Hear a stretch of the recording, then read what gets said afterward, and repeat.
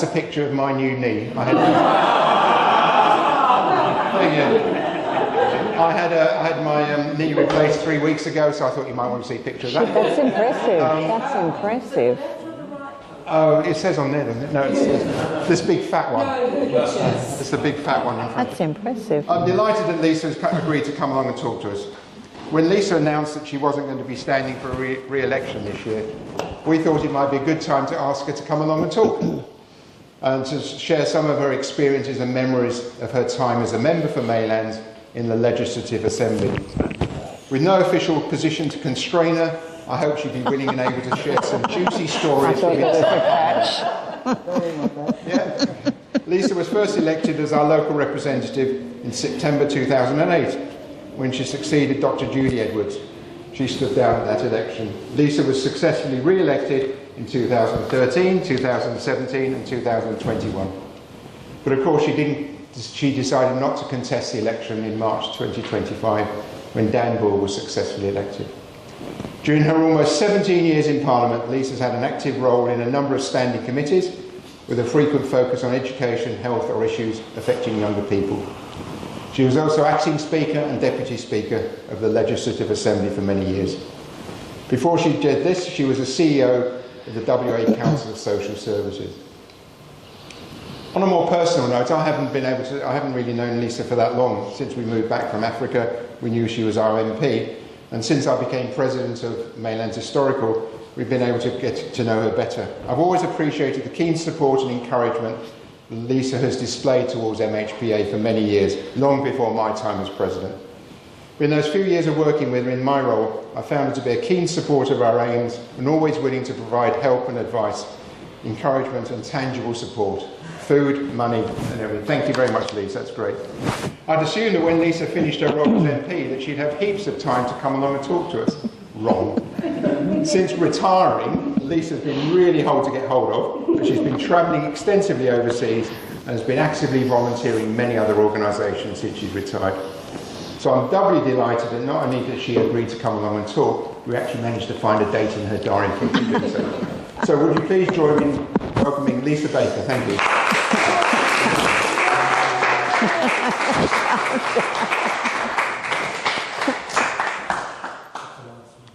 There. Just that little one there for forward.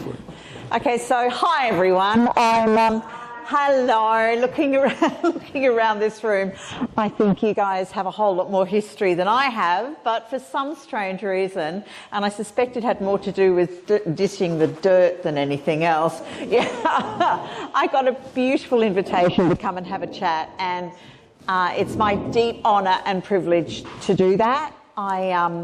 And I'm really, really happy to take questions at any time during this. I've got a whole bunch of pictures. None of them are in order of appearance or sequenced about when they happened in the electorate, so I'll just randomly put them up and you can look at something else except me. And if you want to ask me a question about the picture, by all means do it. But I'm going to start by talking about 2008, when Judy decided she was going to retire. And I had spoken to her about 12 months before then. Judy and I go way back. We'd worked together on a number of agendas over my time in social justice, so she was a very familiar figure to me and we got on really well. So when I did put my hand up fairly tentatively and say I would be interested in standing for the State Parliament, she then quietly caught me aside and said, I'm thinking I might retire. Perhaps you'd come and see me in 12 months' time. So I did, and that's how things progressed. When I won the election, I will never forget the night that was obviously an incredible time in anyone's lives. For me, it was daunting, to say the least, having come from a lifetime of working in jobs, particularly in social justice, working for the vulnerable, working for the poor, working for people who didn't have a public voice and were not given a lot of credibility. I was terrified, to say the least, about what I'd actually done, and particularly when Judy shook my hand, gave me a great hug and said, "Lisa, the only thing I got from Maylands was a new toilet block at the school, so good luck." I thought, right, well, that puts the line in the sand somewhere. I think I can manage that. I'll start my work from here. So I started off in this beautiful electorate, and my goal in the first 12 months was to knock every door in the electorate, and I managed to get that done. My colleague at the time, Mark McGowan, had said to me, "If you've got nothing to do in your first year, Lisa, knock all the doors in your electorate." And I went, "Right, Mark, I'll go and do that then." I did, with friends and helpers, of course. And it was an absolutely amazing way of getting to know the history of the electorate and getting to know people in the electorate, and for them to get a chance to talk to me. So it was a wonderful time. I suppose the first big campaign that many of you who are sitting in this room were part of. So first of all, opposition's a whole lot easier for me than being in government, because you can really, really work with your community and you can hold the government of the day to account. So it suits me fine to start arguments with the government of the day. It's a bit different when you're in government. It's a bit different. I wasn't very good at making that transition, I might add. I still wanted to say, no, my community want this. I know we don't have a policy about it, but my community want this. So in terms of the starting point, I suspect that the planning application that was milling around the city of Bayswater on those early days was put in by Coles to build the big First Choice liquor store. Do you remember that, on the Cascades block? So I happened to have been drinking at the Cascades in my younger years. Not a lot, I don't drink a lot, but I knew the Cascades really well, so I knew John K. Watts and all the stuff, the history of that block, and you probably all know far better than me where it was and where it came from. So when Coles bought it, I don't think anybody in the community really understood what they were planning, and certainly I didn't. Certainly the people who went on with me to work with me on the campaign didn't. But it became very obvious when the planning application was presented to the city of Bayswater that what was planned was a bloody great big destination cheap alcohol outlet on what, in my view and in the view of the community, was an incredibly valuable centrepiece for our community. And it deserved more than a cheap grog shop, a big cheap grog shop. And I was so amazed that so many people sitting in this room putting their hands up to say, no, we can't let this happen. Let's take on the authorities. Let's start door knocking, and let's gather support, and let's put a case to the Liquor Commission and fight this all away. So fight you did. I have very warm memories, Angela, of you just, putting things out in the street. Sonia was there at the time too, on council, watching this happen, and I'm a supporter as well. And many of you in this room were also part of that campaign. I remember standing outside the IGA with billboards and pamphlets and a whole bunch of volunteers, Jan and Pam Weir, to say the least. Of course, they're everywhere. A lot of other people handing pamphlets out to people saying, do you want to have that block over there as a destination liquor outlet? And of course, there was a resounding no. We went through and collected testimonials and statements from the 15 major not-for-profits who were delivering services for alcoholics in this electorate. And we asked them to please commit what their experience was to paper so we could put this as part of our submission to the Liquor Commission. So I won't go into all the detail, but when I did the figures after we won the case, as you well know now, unfortunately they've seen fit not to do anything with that block still, and that's sad in itself, and I'm terribly sad about that. Sorry, but I think it's still better to have a block that they can do things in the future, nice things in the future, without having a bloody great big, go and get your cheap grog down there in the middle of Maylands.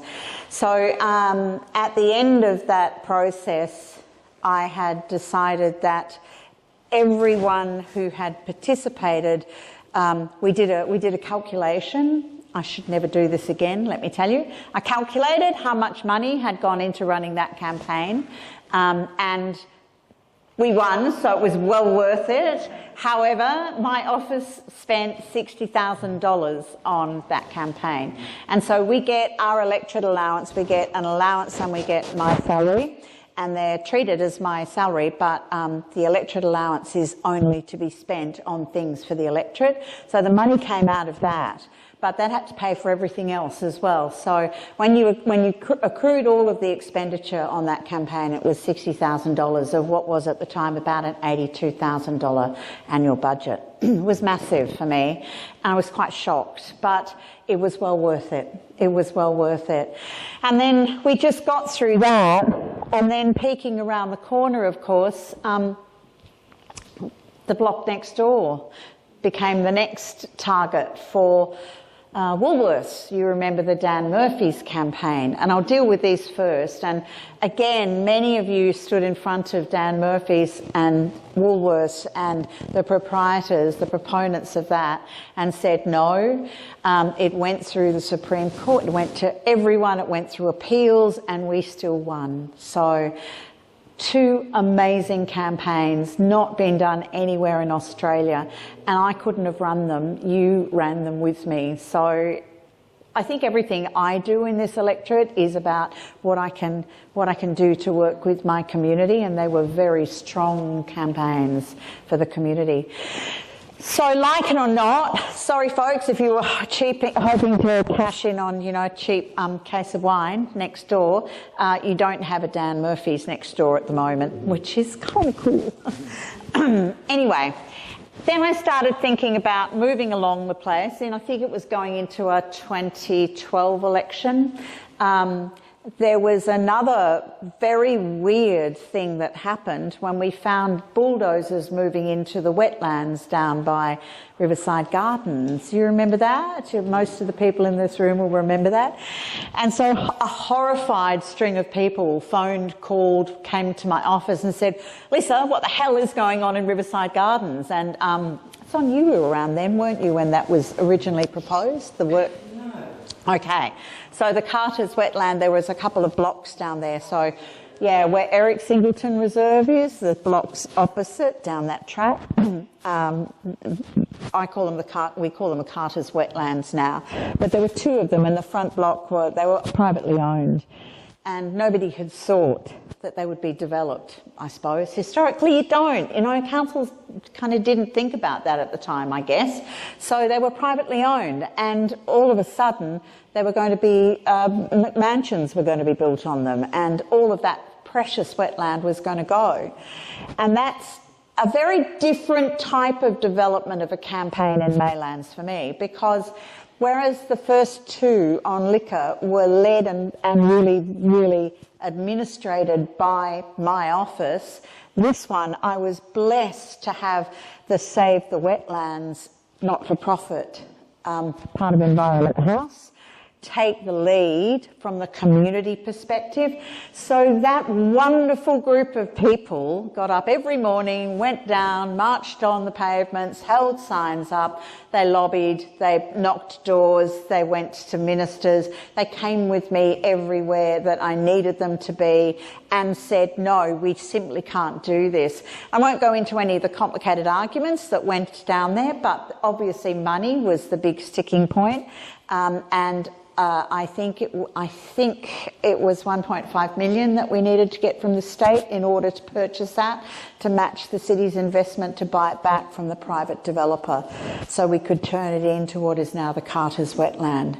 So I'm very successfully, another very successful campaign, but I want you to remember that when you walk down Riverside Gardens, down past Eric Singleton and the Carter's wetland immediately on your right there at the end of the street, because that could have been housing estate. Could have been housing estate. But it isn't. So got the state to put in 1.5, got local government to put in the rest, and there we go, a lovely piece of wetland. And it also was a real wake-up call for the Department of Environment around how it classifies wetlands. I haven't delved into whether it did the work that it should have done. The value of wetlands was not, it was an historic assessment that had been made 60, 70, 80 years prior. So people didn't understand the value that a wetland has, particularly as it feeds the Swan River. They're the big things that I remember working with you all so closely on. There are other things along the journey. If I jump to, because I know that we're on a time frame, and lots of things went down. The John Forrest Senior High School is one of the developments that absolutely needed to happen. The second oldest high school in Western Australia, looking a bit sad, and we all know that if you want people to be proud of themselves, make sure the environment they're in is positive environment. So after lobbying for a long time with my party into an election, they were happy to make the commitment to spend the $50 million on redeveloping John Forrest Senior College, which is now quite a shining piece of architecture and very interesting, and I'm very proud of that as well. There's been lots of other journeys along the way. One of the things that hit me most in that first term was the amount of crime and street drinking in Maylands. I had no idea. I had absolutely no idea. And the shopkeepers were really distraught. I got a lot of complaints from citizens and from businesses about the crime and the street drinking in the Maylands town centre. Wasn't happening in Inglewood, wasn't happening in Embleton, wasn't happening in Bayswater, it was happening in Maylands. And then it turned out when I delved into it that in fact Maylands is the second biggest problem area for street drinking, next to Fremantle. I know, who'd have thought? Really in Maylands? I'm sure it wasn't any of you that went there. So there was a lot of trouble down there. And one of the things that so of course you can lock people up and you can send the police down to move them on and you can deal with the immediate issues, but there's a bigger issue going on, of course, about social reasons for people being in those situations and about the environment that's allowing them to do that. So I got hold of a friend of mine, Paul Cousins, who was working as a professor at ECU, I think from memory now. He is one of the world's experts in a particular practice called designing out crime. And so his whole study, his whole academic career is based on the kind of architecture and the kind of town planning that you need to have in order to dissuade people from hanging around and committing crimes. So very simple things like the street lighting, what's the lux lighting levels in the area, where are the bushes, where are the shrubs, and then also at the business level, it crosses so many levels, at the business level, individual businesses, some of them didn't know how they were merchandising, how their merchandising in their business was allowing people to walk in, pick something up and walk straight out again because they had no line of sight through their shop. So they weren't able to, and like it or not, that's what the world is, you have to be able to watch what's happening in your premises. So I was able to get Paul to bring some of his PhD students in, and we did a major study of designing out crime in the Maylands area, and he did it for free for me, which is pretty bloody fabulous of him. We did another one in Inglewood after that as well, because they had problems in Inglewood. But some of the things that were born from that, from your input and from businesses' advice, but from people walking along as customers of coffee shops and that. We interviewed all of them. We interviewed the street drinkers as well and said, you know, why are you here? What's happening in your life? Blah, blah, blah, blah. We put it all together and came out with a strategy to try and deal with crime. So the city was really great. They got behind us. They put more CCTV cameras in. CCTV cameras are part of they're part of the solution, but they don't fix the problem at the other end, of course. They just catch people doing the wrong thing, rather, which is good. catch them doing the wrong thing, but they don't fix the problem. So, but the city stumped up money for that, and we did a lot of work on the lighting in Maylands. That was a long time ago now. That was 14 years ago now that was done. And over those years, I don't know if you agree with me, but I think Maylands has become a bit of a poor second in what's been spent on it and the investment that's been made to keep it growing and developing. The Maylands precinct, the town centre, it's had some really good things done over the year, and the city has certainly invested in it. But most of that work, I look at it and I just think to myself, it could be so much better. It could be so much better. It could be such a draw card for pedestrians and for people to come, tourists to come. Given its placement, one stop down from Bayswater, it's a great place to come for dinner and for a drink and whatnot. You can catch the train either way. I just thought that it was underdone, and so before the last state election, I spent a lot of time and energy lobbying the minister, Rita Saffioti, about investing some money to help to help Maylands develop a high planning level, not out there putting trees in or planter boxes, but actually what would the street design look, what would the buses look like, what do we do to Maylands to improve how it feels and the energy and everything for the future. So something that lasts 50 years, not 10. And we did get some money, but it didn't get progressed. There was an outcry from some of the business owners along Watley Crescent who did not want to have some of the money distributed the way it was being discussed for whatever reason. They stopped that development at the time. So working with the lovely Nat from our councillor, Natalie, of course, and other councillors, we tried really hard to get that going. But I still feel that's the one thing that I just don't about. I really wanted to see me being able to do something significant to improve the town centre of Maylands, and I think I failed in that. Anyway, then we've got this bloody great train station at Bayswater. Jesus wept. It's enough to make a girl want to not stand again, honestly. There was nothing to do to stop the Bayswater train station redevelopment. It needed to happen. The train station needed to be redeveloped. The size, the architecture and the process are all up in, they're done now. It's all done now. It's in place. In 20 years' time, this will be a conversation we would never have because everyone will be used to it. But by God, you wouldn't have been in my office over the last 5-6 years while the development's been going on. It's been very complicated, very complicated. And so for me, as your local member, it was up to me to take your wishes and desires to the minister and make sure she understood when you said, no, we just can't have that wall look like that, or the density is not right, the height's not right, whatever it is. And so I did the best I could with that. I won some arguments, not all of them, but I tried. So I feel good about trying.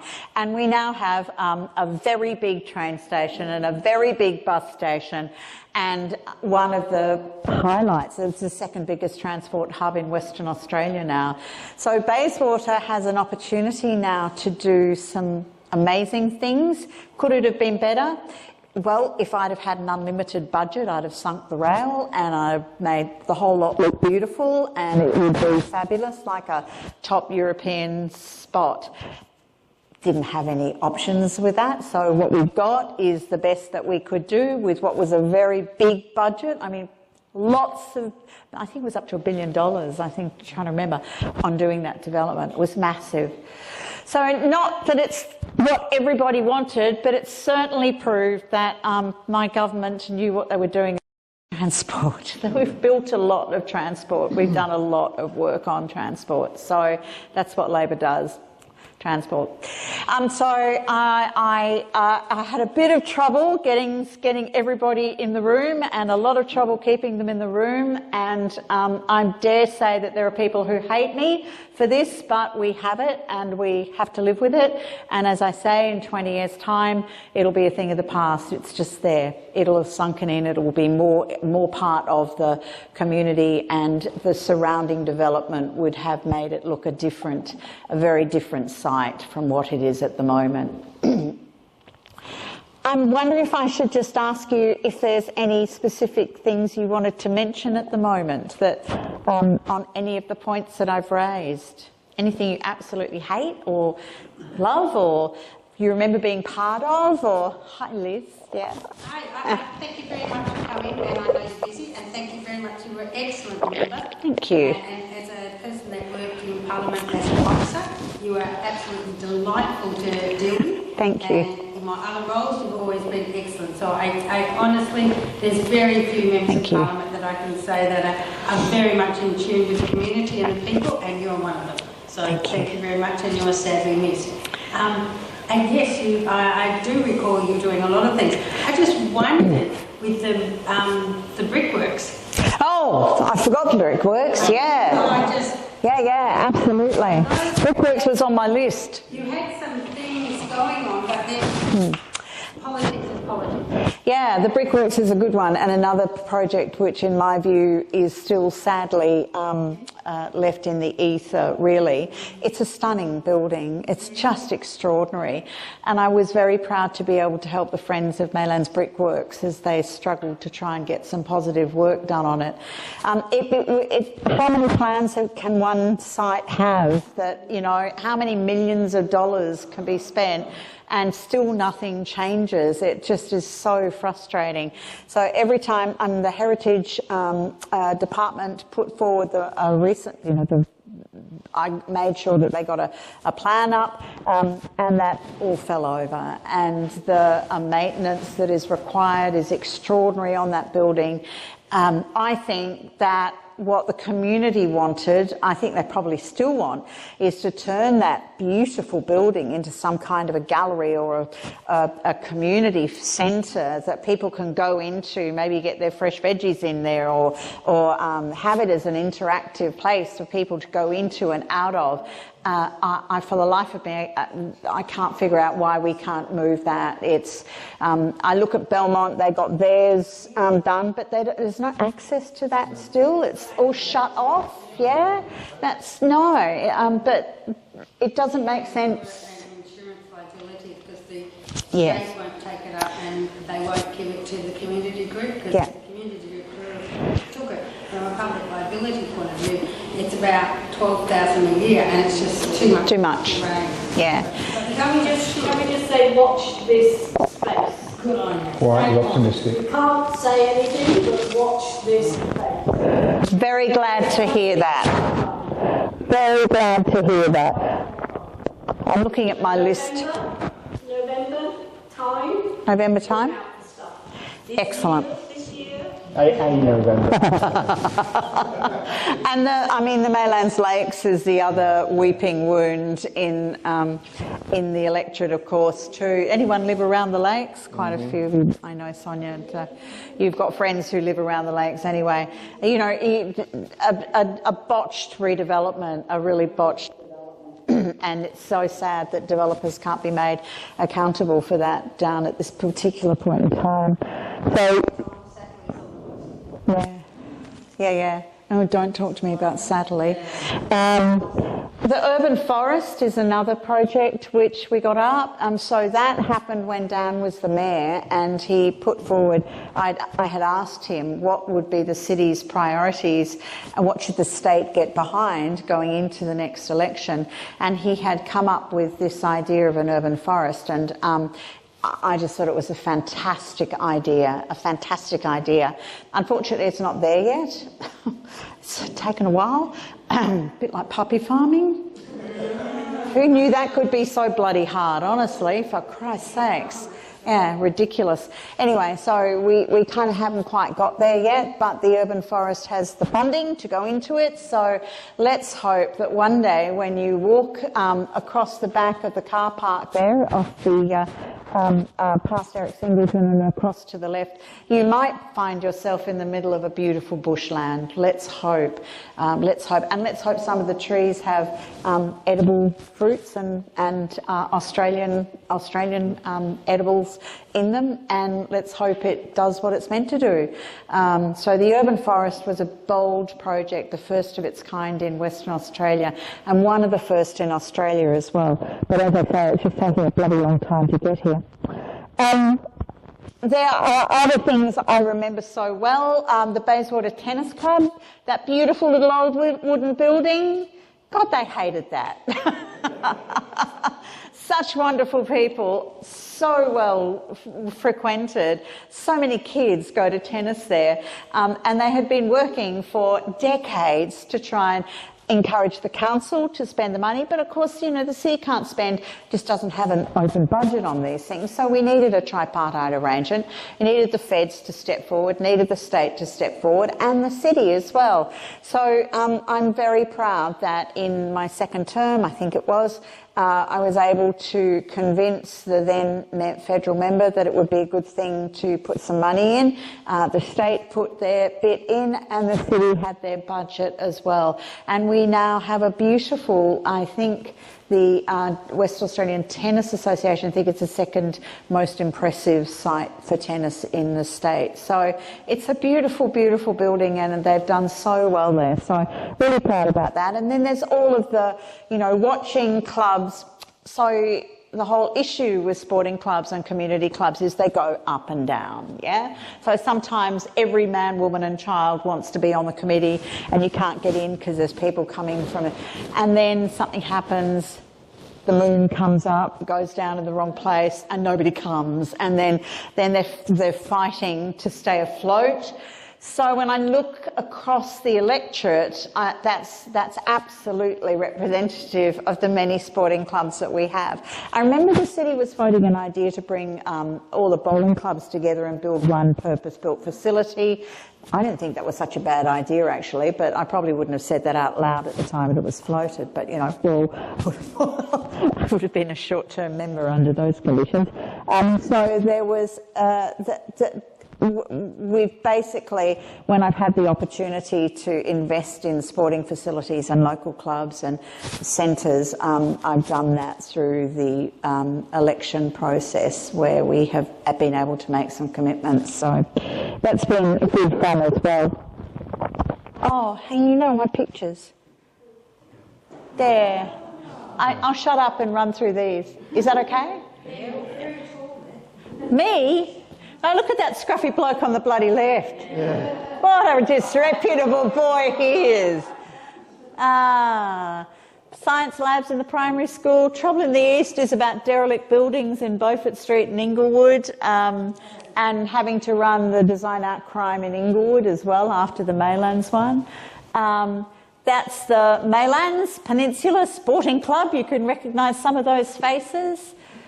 As I move through these slides, I think of the wonderful people that I've been fortunate to work with, and the first one would be Terry Gaunt, of course. You know, I can't ever forget the wonderful Terry Gaunt for all he brought to this community. Yeah, that's one of my particularly cheesy photos. That's our SES.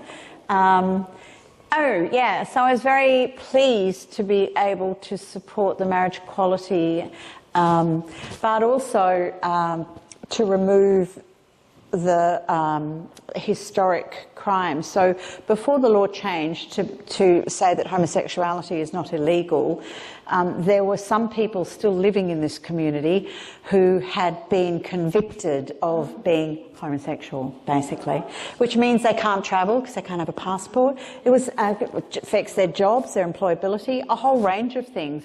So I was very fortunate to be able to champion through the Parliament the bill that removed all that historic nonsense, so people were free of that.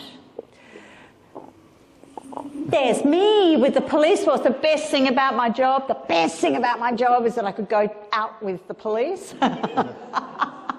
And and peer over people's backyards to see what they're getting up to. Collect intelligence gathering.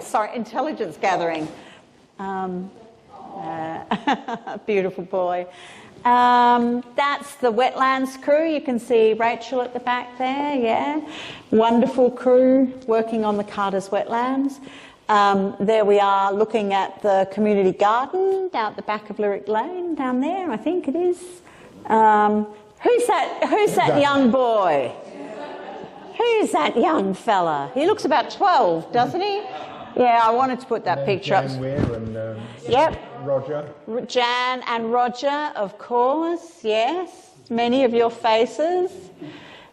Yes! Woohoo! There you go. This was the Maylands primary school, a nature garden funding that I managed to get for them. There's me pretending to be a monkey at the back there.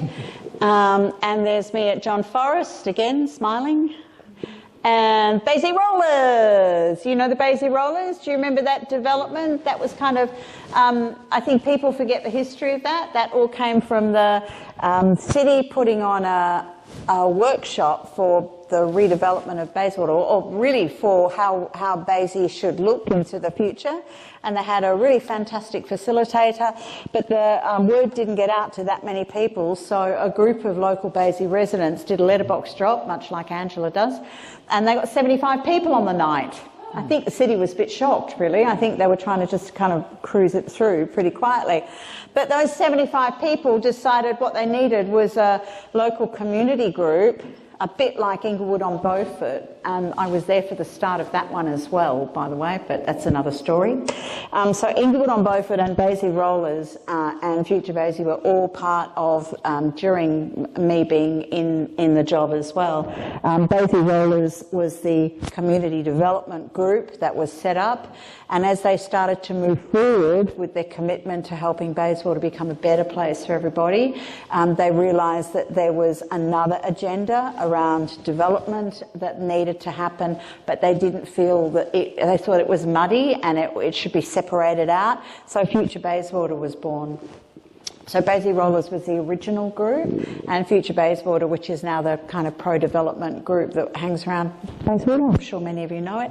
So there's David Lee and me and a large sign. Yes, look at that sprightly young girl on the left. Jan Weir. That is Jan Weir.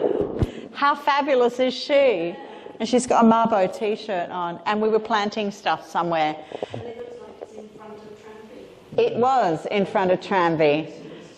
Great picture, hey? Tell her when you see her that you saw that. And here's Mark looking kind of weird in a It's Time t-shirt, which doesn't actually fit him. Anyway, and a whole bunch of us. That was Tim Hammond and all that crowd. That was obviously the marriage equality outside Parliament. I know, the wonderful Tim Hammond. And I used to take shots with him, when he was a member of Perth and I was a member of Maylands. And because he's so tall, I would always end up in his armpit.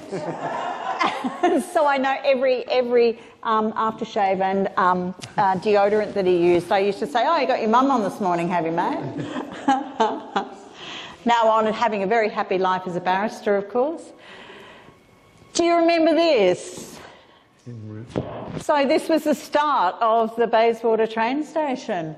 When that tree, remember that beautiful, beautiful tree that was right down near Greg DeRui's pharmacy on the corner there?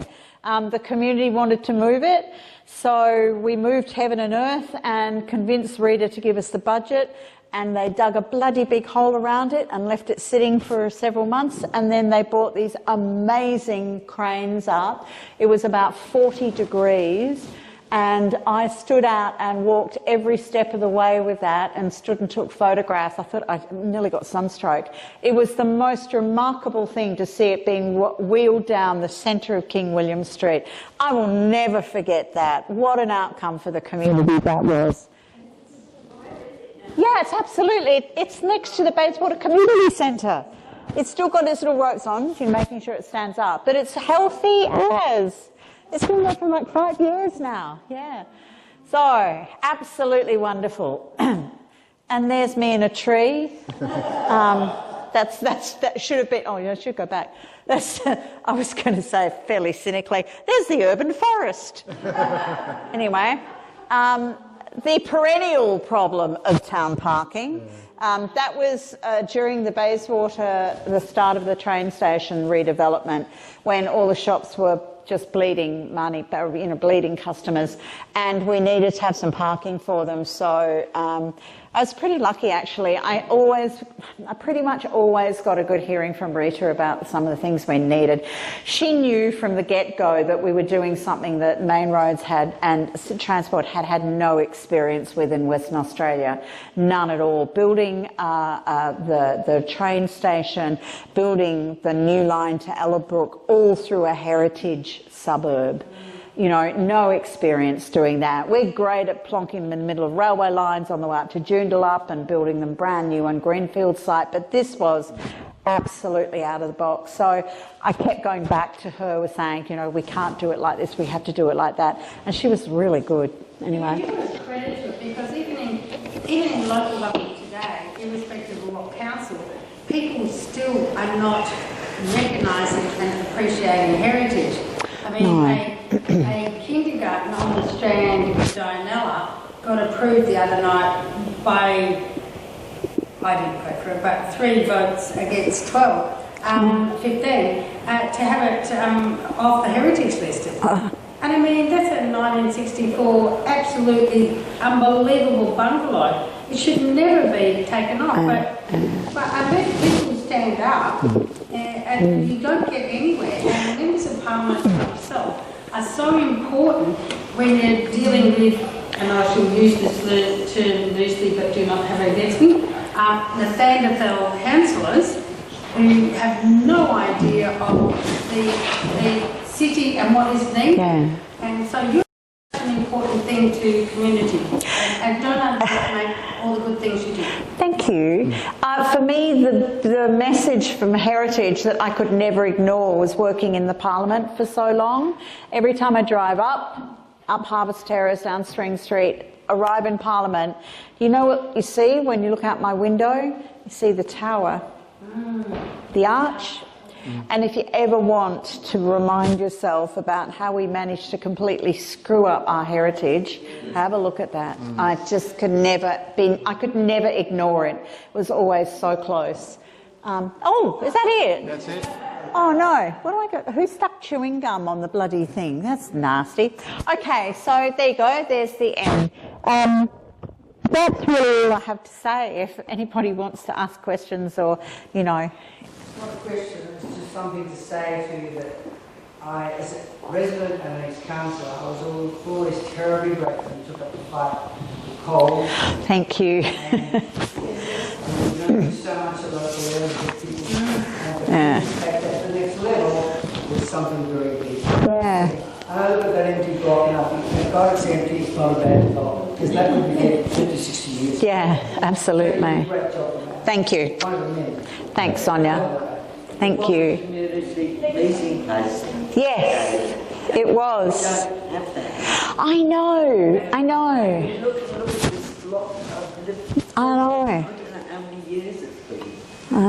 I know. Back row. Yeah, nothing to do with Maylands, but what was it like in Parliament during COVID? Oh, really weird. Really weird. It was the strangest 2 years of my life. So, you know, so a Member of Parliament has like 3 jobs. So we have the job when we go into the Parliament and sit, and then we have the job back here, and then you have the job of dealing with legislation. I always think it's 3 different jobs. So, but what happened with the Parliament, of course, was we were not allowed to sit in the chamber, but we were not allowed not to be in the Parliament. So for 2 years, we all turned up at 8 o'clock in the morning on Tuesday, Wednesday and Thursday, went to our rooms, because we have rooms, some of them we share with other members, and sat there. until 10 o'clock at night sometimes. It was, and you wonder why I put on weight. Seriously, we sat in our bloody rooms for all those hours, and when the bells would ring, you would have a roster about the people who were, this next time the bells ring, these people are allowed in the chamber. So 10 people would go in, and there would be one here and one there and one there and one there. And then we got the screens up. Finally, they put screens and were online, so we could vote online. But that took forever, and we still had to turn up and stay at the Parliament for that. It was so strange. I just found it incredibly debilitating and very depressing, really depressing. But the Parliament managed to pivot really well. You know, we did some amazing things. We brought in new laws about committee work, because previously you couldn't vote if you were on a committee of the Parliament and they're having a meeting, you had to be there to vote or to make your presence known. But that all became eligible for online discussion then. So you could sit in your offices and still be part of your committee, whether it's education and health or economics or whichever committee you're on, you could still take part, which was great. So there were some amazing positives that came out of it about the flexibility for Parliament, but it was really hard when you were going through it. Is it hard to make a transition to a normal life? I just said to Sonia, I think I've got PTSD. Seriously, it's very strange. And I've spoken to a couple of colleagues who have also retired because quite a few of us decided to pull the plug when I did too, about 15 of us. So I've spoken to them as well, and they're going through much of the same withdrawals that I'm going through, which is why I've been away, because I didn't want to hang around and be a bad smell and get in the way, so I took off. And relevance deprivation, I was prepared for that, and I think I'm strong enough personally to not feel that my worth is vested in being a member of Parliament. So I find other ways to do good work in the community, and I'll continue to do that until I get bored with it. I can't imagine that, but it is a real transition because you're not being called on 7 days a week. My diary, which is amazing, for so many years, there was a function 3 or 4 nights every week, and then the weekends, and then all your appointments during the day, and then Parliament, and Parliament wouldn't rise until 10 o'clock at night on several, on the nights. And it's very long hours, and, I think people think that the life of a Member of Parliament is, I think if you don't know, I think you just think it's pretty easy. It's, how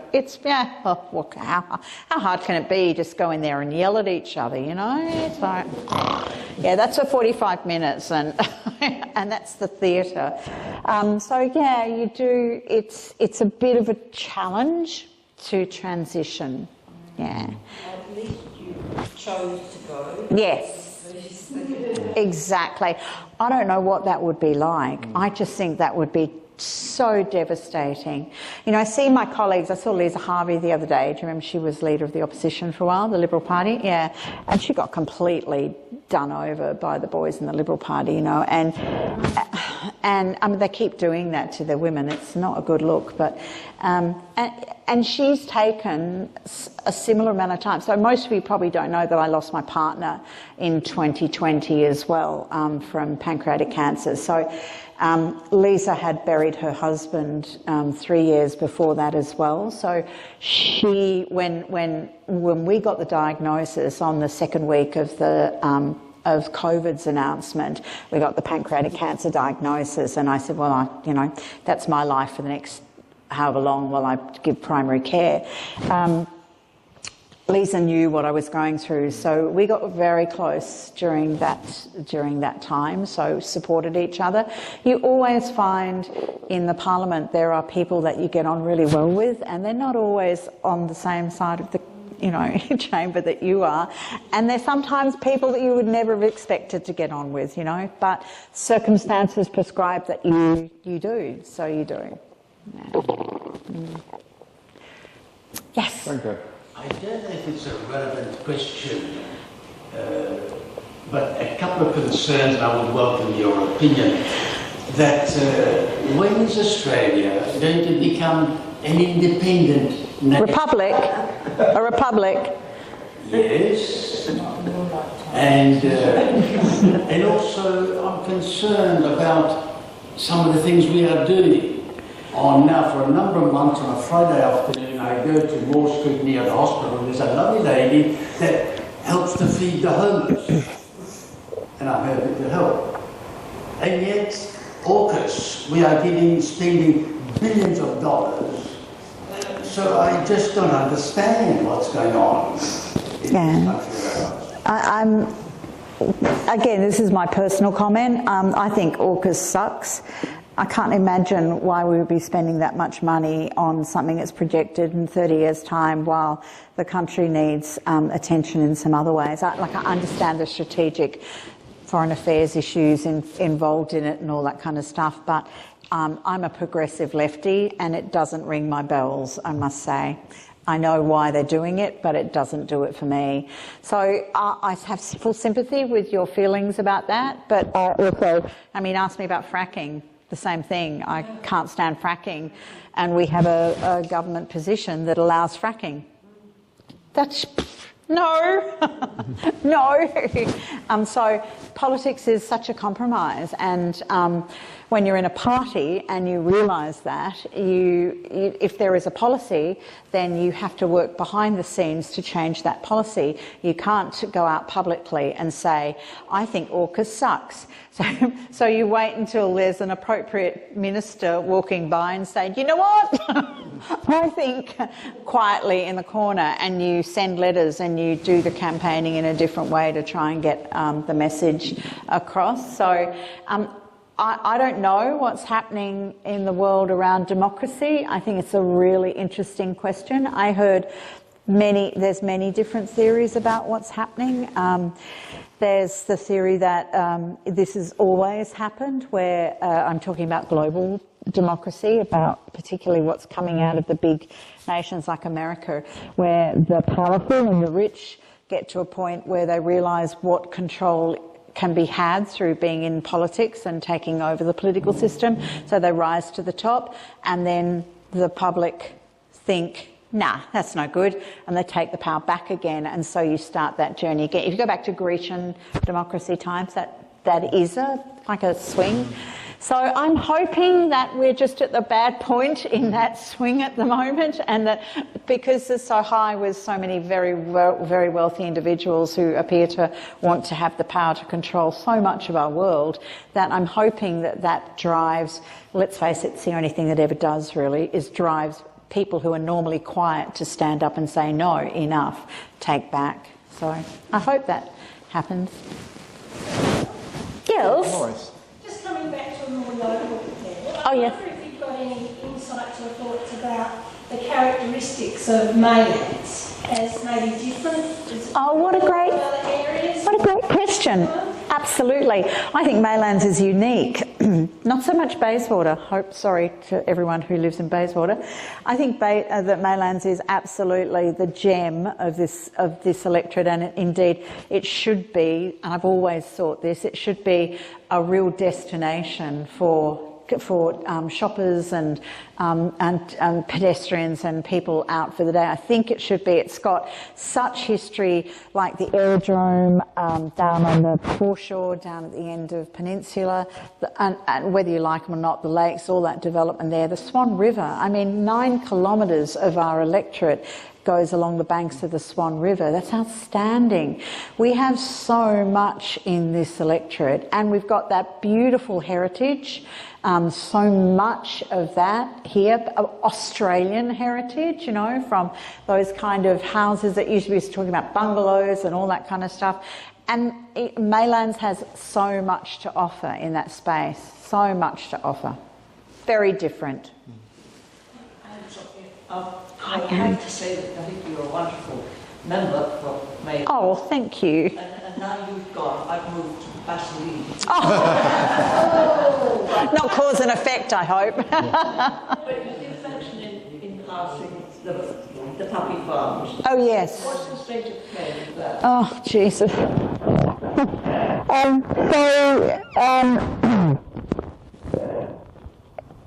don't even know where to start with how to completely screw something up. So it's a very simple concept, right? You need to have a central... So the thing about animal welfare in general, worldwide, is to improve it, you need to be able to traceability. So you need to know where the animals are and who's doing what and who's looking after them. So the whole of the puppy farming was spent 8 years of research to get best practice, global best practice in how to stop illegal puppy farming. And the central element was a database. So instead of 187 local governments having individual databases which don't talk to each other, so we never know who is breeding dogs, where they're breeding dogs, how many dogs they're breeding, where they're selling them, how many genetic faults those dogs might have. We can't collect any of that data. We could actually track what was happening if we have a centralised database. So it's web enabled, so it doesn't necessarily mean that it's all housed in the state, but you know, it should be. It's not a simple. It's a simple concept. Make everybody be able to talk to each other behind the scenes, so that you can change. If you moved from Maylands to Bassendean, you can jump online and change your dog or your cat's registration online, and we know that that's okay. And similarly, when you have that kind of data, you can look for anomalies. So you can find out that Mrs. Smith and Mr. Jones have bred 17, litters of puppies from their 2 Dachshunds in a year. Like what? Well, I'm exaggerating, but they've got 2 dogs registered, but they've had 17 or they're selling dogs or whatever. You can track it. And when you go to buy a dog, you can track where it's bred. It's a simple concept. This is now the 2nd contract, so we had to go back. This is so bizarre.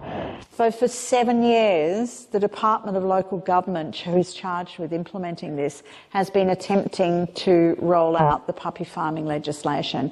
And if I said it had been a disaster, it'd be a complete understatement. They have done stuff all. They've wasted government money, and there are nothing to show for it. The only thing that I was able to put enough pressure on was to get the pet shops banned selling puppies through before I left Parliament. So I got Roger to make sure that went through. The contract that was meant to be being built, we had to go back to Treasury. If I told you how much this is a database, okay? Containers for change. Containers for change. Yeah, that database, they built that database in 12 months. They're all over Western Australia. It takes in it's got a huge functionality. When we put this proposal forward, we had to go back to Treasury and ask for more money. So we did. Do you know what it's going to cost to build this database? I'm sorry to tell you this, but it was publicly announced as a press release, $10 million. That's what I think. And yet, when they did the microchip, it's disastrous what that happened. But when they put microchip in, it went in 5 seconds, it didn't cost that amount of money, and it's in every local government, everywhere in the state. You have to look at what is the executive. The people behind the politics of it will not let puppy farming go ahead. And you spoke so well in Parliament so many times, and it was just trashed. It's just ridiculous. It's just ridiculous. So we now have a 98,000, because they blew 200,000 telling us they couldn't do it. We let the contract, and they came back in March this year, April, and said, "Oh, I'm sorry, we can't build it." How hard can it be? I'm sure if everyone has got grandchildren, put them in a room for the weekend, they could probably build the bloody database. Anyway, I'm not the best person to be asking about this, but we have no centralised database. Therefore, we have no tracking of animals. Therefore, we have the puppy farming going on. We have Mount Lawley pet shops, Claremont pet shops, who have bought 2 properties in the dog breeding area. And if you go to Mount Lawley, they will give you a voucher and send you out to their property in Canning Vale to buy dogs where they are breeding them. So this is unforgivable. And the conversations that I have been having in the background, you would not like to read the language. You would not like to read the language. So I'm still waiting and hoping, and even though I'm not in Parliament anymore, I suspect that the ministers that are involved in this, including the Premier, are very, very aware of my connections across the Australian and international community on this subject. We got global press for having the best practice in puppy farming legislation, the best in the world, and here we are 7 years later and we've done nothing. It's not okay. It's just not okay. The Inglewood shop closed. You did that. I did, but that's what I'm saying to you, sweetie. They've opened up in Canning Vale. At least it's not under everyone's nose. No, I know, but it's still, they're still breeding dogs. The crime is still dreadful, dreadful cruelty is still happening. Anyway, I'll leave it to me. I'll get on with that. Oh, and my big news is I'm an adjunct professor. Thank you. I'm not quite sure what that means yet. Murdoch, School of Humanities and Social Science, helping them with their masters, yeah. There's another talk next year. You come back and tell us. Yeah, I'm running a big conference with them in November on animal welfare, in fact. So, yeah. So thank you, everyone, for listening. I hope that wasn't too tedious for you. Thanks very much indeed.